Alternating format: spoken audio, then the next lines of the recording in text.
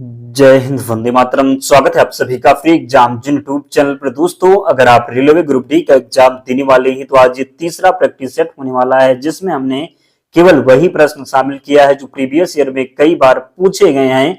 तो अगर आप डेली हमारे साथ जुड़ते हैं तो विश्वास रखिए एग्जाम में एक भी प्रश्न यहां से बाहर नहीं होगा। तो चलिए सेशन को प्रारंभ करते हैं और पहला शानदार प्रश्न देखते हैं।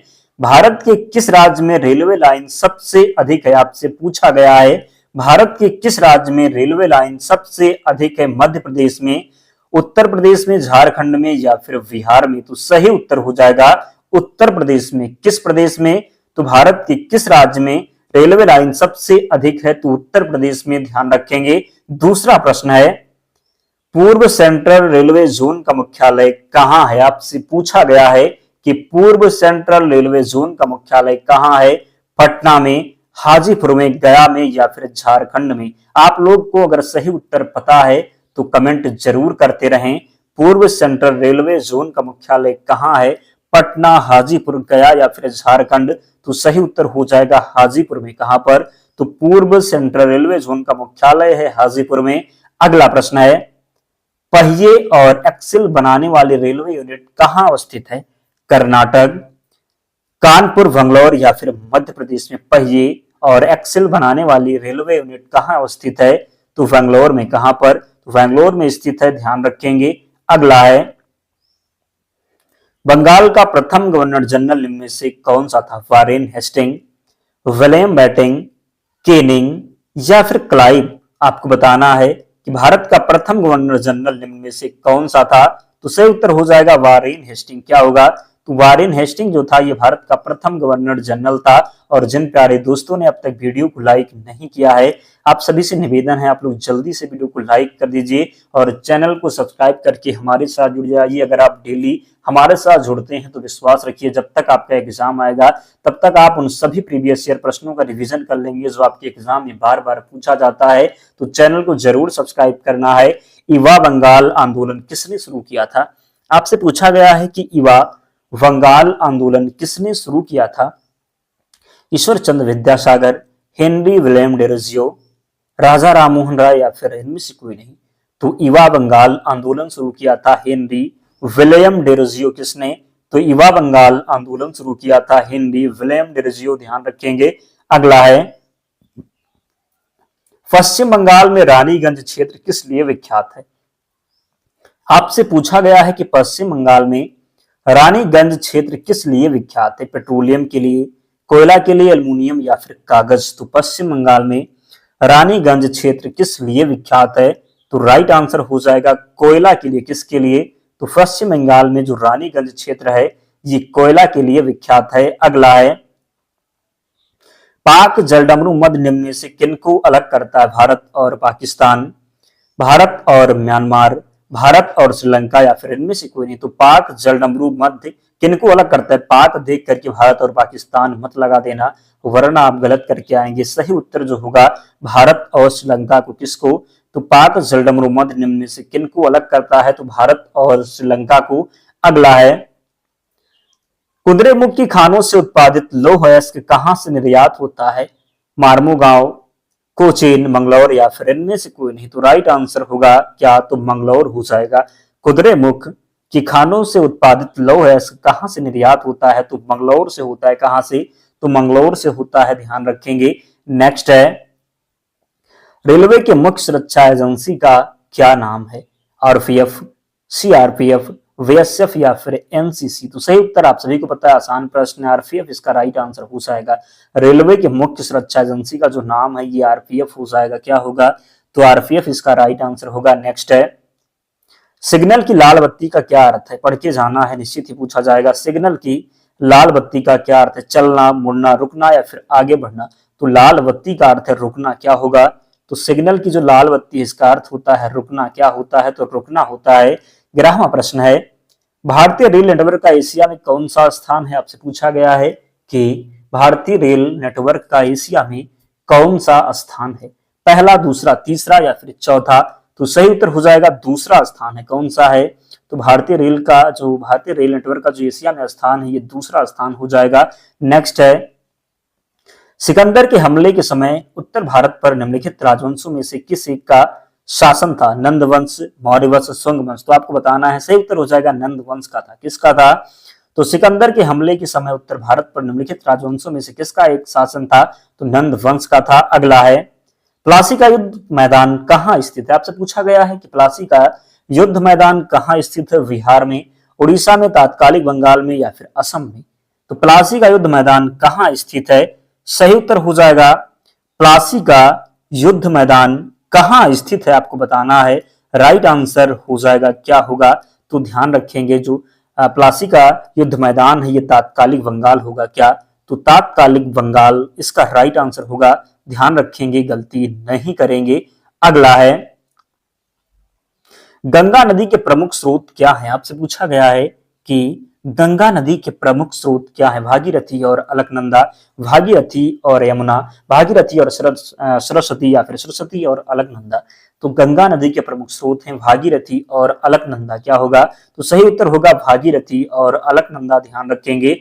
अगला है, राजा राममोहन राय द्वारा ब्रह्म समाज की स्थापना कब की गई? आपसे पूछा गया है कि राजा राममोहन राय द्वारा ब्रह्म समाज की स्थापना कब की गई? 1816 में, 1820 में, 1828 में या फिर 1830 में? तो राजा राममोहन राय द्वारा ब्रह्म समाज की स्थापना की गई 1828 में। कब? तो सही उत्तर हो जाएगा राजा राममोहन राय द्वारा ब्रह्म समाज की स्थापना कब की गई? तो 1828 में। कब की गई? तो 1828 में। अगला है, फ्रेंच ईस्ट इंडिया कंपनी की स्थापना किस साल हुई? आपसे पूछा गया है कि फ्रेंच ईस्ट इंडिया कंपनी की स्थापना किस साल हुई? 1664 में, 1680 में, 1656 में या फिर 1660 में? तो फ्रेंच ईस्ट इंडिया कंपनी की जो स्थापना हुई, सही उत्तर हो जाएगा 1664 में। कब? तो 1664 इसका राइट आंसर होगा। ध्यान रखेंगे। अगला है, 1953 में पहला पिछड़ा वर्ग आयोग की किसकी अध्यक्षता में नियुक्ति किया गया था?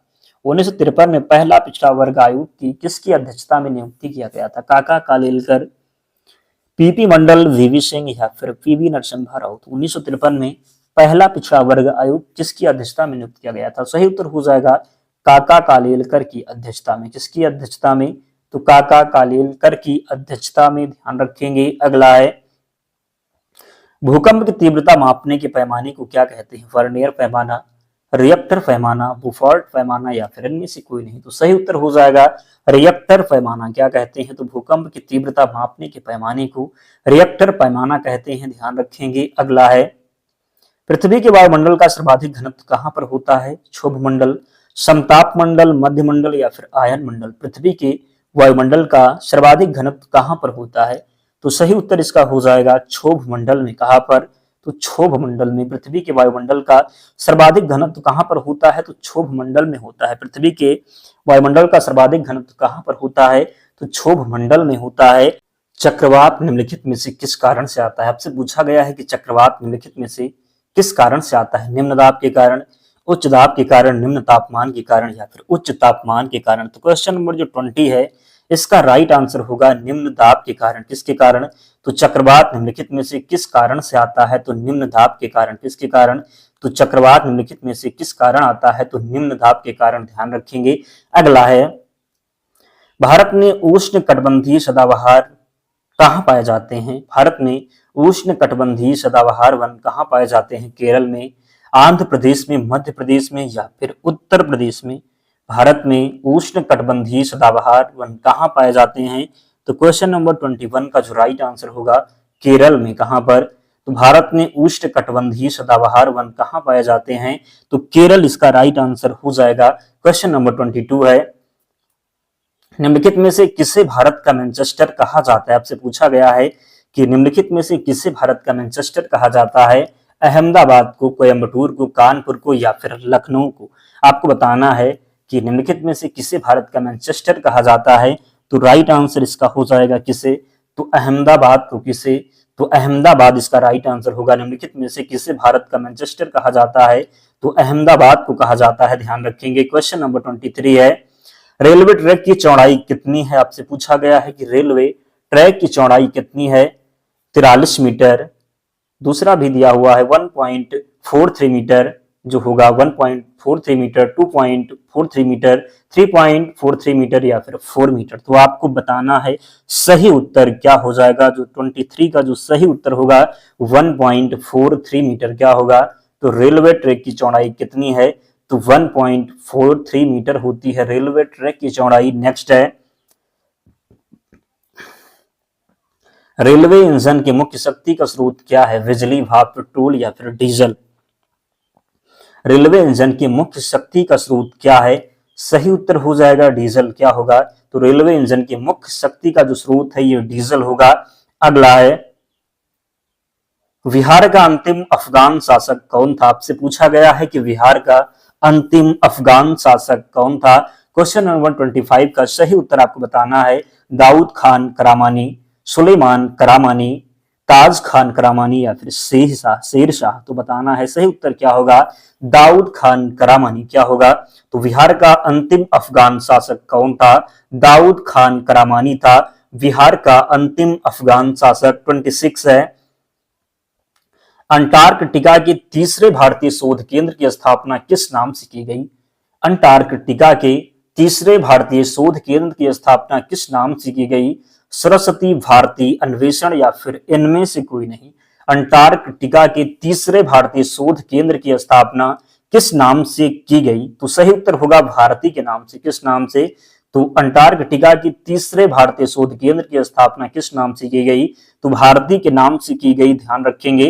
क्वेश्चन नंबर 27 है, किस समूह के पौधे को सामान्यतः शैवाल कहा जाता है, जिम्नोस्पर्म, थैलोफाइटा, टेरिडोफाइटा या फिर इनमें से कोई नहीं। आपको बताना है कि किस समूह के पौधों को सामान्यतः शैवाल कहा जाता है। तो क्वेश्चन नंबर 27 का राइट आंसर होगा थैलोफाइटा क्या होगा। तो किस समूह के पौधे को सामान्यतः शैवाल कहा जाता है, तो थैलोफाइटा इसका राइट आंसर होगा। क्वेश्चन नंबर 28 है, दौड़ के दौरान धावक का गुरुत्व केंद्र कहाँ होता है, उसके पैरों के आगे, शरीर के मध्य में, उसके पैरों के पीछे, इनमें से कोई नहीं। बताना है आपको कि दौड़ के दौरान धावक का मुख्य केंद्र कहाँ होता है। राइट आंसर होगा शरीर के मध्य में। कहां पर, तो शरीर के मध्य में। दौड़ के दौरान धावक का गुरुत्व केंद्र कहाँ होता है, तो शरीर के मध्य में होता है, ध्यान रखेंगे। 29 है, बाह्य अंतरिक्ष में किसी अंतरिक्ष यात्री को आकाश कैसा दिखाई देगा, सफेद, नीला, काला या फिर पीला। तो आपको बताना है बाह्य अंतरिक्ष में किसी अंतरिक्ष यात्री को आकाश कैसा दिखाई देगा। तो क्वेश्चन नंबर 29 का जो सही उत्तर होगा काला हो जाएगा क्या, तो बाह्य अंतरिक्ष में किसी अंतरिक्ष यात्री को आकाश कैसा दिखाई देगा, तो काला दिखाई देगा, ध्यान रखेंगे। अगला है, एक्जिमा रोग पैदा करने वाला मुख्य कारक कौन है, माइकोबैक्टीरियम, एस्परजिलस, रेब्डोवायरस या फिर इनमें से कोई नहीं। तो बताना है कि एक्जिमा रोग पैदा करने वाला मुख्य कारक कौन है, माइकोबैक्टीरियम इसका राइट आंसर हो जाएगा। एक्जिमा रोग पैदा करने वाला मुख्य कारक क्या होगा, तो माइकोबैक्टीरियम इसका सही उत्तर हो जाएगा। अगला है, वह अम्ल कौन है जो चींटी के डंक में प्राकृतिक रूप से पाए जाते हैं, ऑक्जेलिक अम्ल, लैक्टिक अम्ल, इनमें से कोई नहीं या फिर इनमें से दोनों। तो वह अम्ल कौन है जो चींटी के डंक में प्राकृतिक रूप से पाए जाते हैं, तो सही उत्तर हो जाएगा ऑक्जेलिक अम्ल क्या होगा, तो ऑक्जेलिक अम्ल इसका राइट आंसर होगा। वह अम्ल कौन है जो चींटी के डंक में प्राकृतिक रूप से पाया जाता है, तो ऑक्जेलिक अम्ल सही उत्तर हो जाएगा, ध्यान रखेंगे। अगला है, निम्नलिखित में से किस तत्व की परमाणु त्रिज्या सबसे अधिक है, लिथियम, नाइट्रोजन, बेरिलियम या फिर इनमें से कोई नहीं। तो निम्नलिखित में से किस तत्व की परमाणु त्रिज्या सबसे अधिक है, तो राइट आंसर हो जाएगा लिथियम की। किसकी, तो लिथियम इसका सही उत्तर होगा। निम्नलिखित में से किस तत्व की परमाणु त्रिज्या सबसे अधिक है, तो लिथियम की जो परमाणु त्रिज्या है ये सबसे अधिक है, ध्यान रखेंगे। अगला है, रेलवे स्टेशन पर सिग्नल का क्या कार्य है, रेलवे स्टेशन पर सिग्नल का क्या कार्य है, यात्री सेवाएं, ट्रेन की गति को नियंत्रित करना, सामान की लोडिंग या फिर ट्रैक का निरीक्षण। रेलवे स्टेशन पर सिग्नल का क्या कार्य है, आपको बताना है कि रेलवे स्टेशन पर सिग्नल का क्या कार्य है। सही उत्तर हो जाएगा ट्रेन की गति को नियंत्रित करना क्या होगा, तो ट्रेन की गति को नियंत्रित करना इसका सही उत्तर हो जाएगा। रेलवे स्टेशन पर सिग्नल का क्या कार्य है, तो ट्रेन की गति को नियंत्रित करना इसका राइट आंसर होगा। 34 है, गाड़ी के डिब्बों को जोड़ने वाला उपकरण क्या कहलाता है, कुंडी, लिंक, बफर या फिर हुक। बताना है कि गाड़ी के डिब्बों को जोड़ने वाला उपकरण क्या कहलाता है। तो 34 का जो सही उत्तर होगा ये हुक हो जाएगा। क्या होगा? तो गाड़ी के डिब्बों को जोड़ने वाला उपकरण हुक कहलाता है। क्या? तो गाड़ी के डिब्बों को जोड़ने वाला जो उपकरण है ये हुक कहलाता है, ध्यान रखेंगे। 35 है, निम्न में से क्या कृत्रिम पारिस्थितिकी तंत्र का उदाहरण है? बगीचा, तालाब, झील या फिर उपरोक्त में से एक से अधिक। निम्नलिखित में से क्या कृत्रिम पारिस्थितिकी तंत्र का उदाहरण है? तो 35 का जो सही उत्तर होगा ये बगीचा हो जाएगा। क्या होगा? तो निम्न में से क्या कृत्रिम पारिस्थितिकी तंत्र का उदाहरण है? तो बगीचा इसका राइट आंसर होगा। 36 है। बायोगैस के मुख्य घटक कौन है? हाइड्रोजन, मीथेन, ब्यूटेन या फिर प्रोपेन। तो बायोगैस के मुख्य घटक कौन है? सही उत्तर हो जाएगा मीथेन। क्या होगा? तो बायोगैस के मुख्य घटक कौन है? मीथेन इसका राइट आंसर होगा। बायोगैस के मुख्य घटक क्या है? तो मीथेन सही उत्तर हो जाएगा। नेक्स्ट है, रसायन शास्त्र में साबुन किसका लवण है? रसायन शास्त्र में साबुन किसका लवण है? वसा, एसिड, ग्लाइकोल, फास्फोरस या फिर इनमें से कोई नहीं। तो रसायन शास्त्र में साबुन किसका लवण है? राइट आंसर हो जाएगा वसा एसिड का। किसका? तो वसा एसिड इसका राइट आंसर होगा। रसायन शास्त्र में साबुन किसका लवण है? तो सही उत्तर हो जाएगा वसा एसिड का, ध्यान रखेंगे। 38 है, हमारे देश में एक स्थान है जिसे ठंडा रेगिस्तान कहते हैं। यह क्षेत्र ऊंचा, सूखा और समतल है। यह क्षेत्र कहाँ स्थित है? शिलांग में, दार्जिलिंग में, लेह में या फिर उपरोक्त में से एक से अधिक। हमारे देश में एक स्थान है जिसे ठंडा रेगिस्तान कहते हैं। यह क्षेत्र ऊंचा, सूखा और समतल है। यह क्षेत्र कहाँ स्थित है? तो 38 का जो सही उत्तर होगा लेह में। कहां पर? तो लेह में स्थित है, ध्यान रखेंगे। 39 है और सेकंड लास्ट प्रश्न है। तो जिसने भी अब तक वीडियो को लाइक नहीं किया है, आप सभी से निवेदन है जल्दी से वीडियो को लाइक कर दीजिए और चैनल को सब्सक्राइब करके हमारे साथ जुड़ जाइए। मृत मछली से निकलने वाली दुर्गंध किन यौगिकों के कारण होती है? आपको बताना है कि मृत मछली से निकलने वाली दुर्गंध किन यौगिकों के कारण होती है? अमीनो यौगिक, एल्डिहाइड यौगिक, सल्फर यौगिक या फिर इनमें से कोई नहीं। तो 39 का जो राइट आंसर होगा ये अमीनो यौगिक हो जाएगा। क्या? तो मृत मछली से निकलने वाली दुर्गंध किन यौगिकों के कारण होती है? तो अमीनो यौगिक के कारण होती है। 40 है, राजाजी राष्ट्रीय पार्क किसका एक प्राकृतिक आवास है? राजाजी राष्ट्रीय पार्क किसका एक प्राकृतिक आवास है? महासीर मछली, एशियाई हाथी, कस्तूरी मृग या फिर उपरोक्त में से एक से अधिक। तो क्वेश्चन नंबर जो 40 है इसका राइट आंसर हो जाएगा एशियाई हाथी। क्या होगा? तो राजाजी राष्ट्रीय पार्क किसका एक प्राकृतिक आवास है? एशियाई हाथी का। दोस्तों 40 प्रश्न थे, तो आप लोग कमेंट करके अपना स्कोर बताइए, कितने प्रश्न आप सही कर पाए, जरूर कमेंट करके बताएं। और पीडीएफ के लिए टेलीग्राम चैनल से जुड़ जाएं, लिंक डिस्क्रिप्शन बॉक्स में है, या फिर आप टेलीग्राम पर जाएंगे और सर्च करेंगे फ्री एग्जाम जोन, आपको चैनल मिल जाएगा, ज्वाइन हो जाना, वहां पर आपको सारी पीडीएफ मिल जाएगी। तो मिलते हैं नेक्स्ट वीडियो में, तब तक पढ़ते रहिए, ध्यान रखिए अपना, स्वस्थ और सुरक्षित रहिए। जय हिंद।